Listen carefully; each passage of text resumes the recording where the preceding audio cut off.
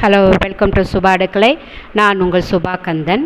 இன்றைக்கி நம்ம வீடியோவில் ஒரு ஹெல்த் மிக்ஸ் ரெசிபி பார்க்கலாம். இதுக்கு நான் கருப்பு உருட்டு உளுந்து எடுத்திருக்கேன்.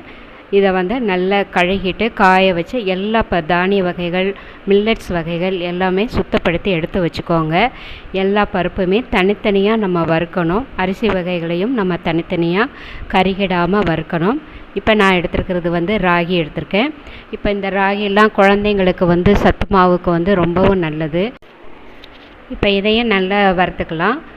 சாம அரிசி எடுத்திருக்கேன். இப்போ நிறைய பலகாரங்கள்லாம் செய்வோம் இல்லையா, அதுக்கெலாம் இந்த சாம அரிசி ரொம்ப நல்லாயிருக்கும். இப்போ பச்சை பாசி பயிறு, உடச்ச பருப்பு இருக்கு இல்லையா, அந்த பயிறு உடச்ச பயிறு அதையும் எடுத்திருக்கேன். இதையும் நல்லா வறுத்து மணம் வரும் வரைக்கும் நல்லா வறுத்து எடுத்துக்கலாம். தினை அரிசி எடுத்திருக்கேன். தினை அரிசியிலே நம்ம நிறைய பொங்கல் வகைகள்லாம், நம்ம கிச்சடி வகைகள்லாம் செய்யலாம். அடுத்தது வரகு அரிசி எடுத்திருக்கோம். இப்போ இந்த மில்லட்ஸ் வகையில் எல்லாமே நம்ம பெரியவங்களுக்காகத்தான் இதெல்லாமே எடுத்திருக்கேன். சின்ன குழந்தைங்களுக்கு உள்ள மாவு நான் ஏற்கனவே நிறைய சத்து மாவு சத்து மாவு உருண்டைகள்லாம் ரெசிபி போட்டிருக்கேன். பார்க்காதவங்க பாருங்கள். இப்போ அரிசி வகை இதில் சாப்பாட்டு இருந்தால் கருப்பு கவுனி அரிசி, சிகப்பு சம்பா அரிசி இதெல்லாம் எடுத்திருக்கேன். இதில் சில வகை அரிசிகளை நீங்கள் எக்ஸ்ட்ரா சேர்க்கணுனாலும் நீங்கள் சேர்த்துக்கலாம். நான் இதில் நான் இதுக்கு முன்னாடி போட்ட ரெசிபிலலாம் நான் காணப்பருப்புன்னு சொல்லுவாங்க, அதாவது கொள்ளுன்னு சொல்லுவாங்க, அதையும் நீங்கள் இதில் சேர்த்துக்கலாம். பார்லி சேர்த்துக்கலாம்.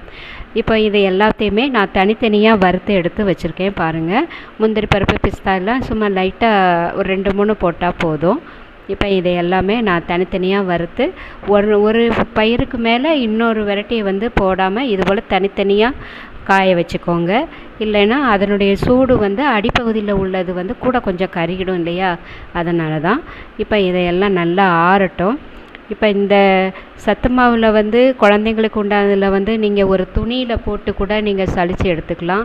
பெரியவங்க இதை ஹார்லிக்ஸ் மாதிரி நீங்கள் அப்படியே வெந்நீரில் போட்டும் நீங்கள் குடிக்கலாம், பால் சேர்த்தும் நீங்கள் குடிக்கலாம். இப்போ வெந்நீரில் போடுறதா இருந்தால் லைட்டாக உப்பு சேர்த்துக்கோங்க, பால் சேர்க்குறதா இருந்தால் இனிப்பு சேர்த்துக்கலாம். பாருங்கள், நான் ஆறின பிறகு நல்ல ரைஸ் மில்லில் கொடுத்து அரைச்சி எடுத்து வச்சுருக்கேன், மாவு மில்லில். இதை அப்படியே நல்லா ஆற வைக்கணும். நான் அதுக்கு முன்னாடி ஒரு 3 ஸ்பூன் நான் எடுத்துக்கிறேன், உங்களுக்கு அந்த கஞ்சி காட்டுறதுக்காக.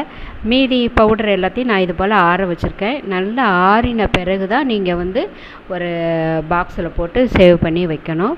ஈரப்பதம் கொஞ்சம் கூட இருக்கக்கூடாது. இப்போ இந்த மாவில் நான் கொஞ்சம் தண்ணி சேர்த்துக்கிறேன். முதல்ல கட்டி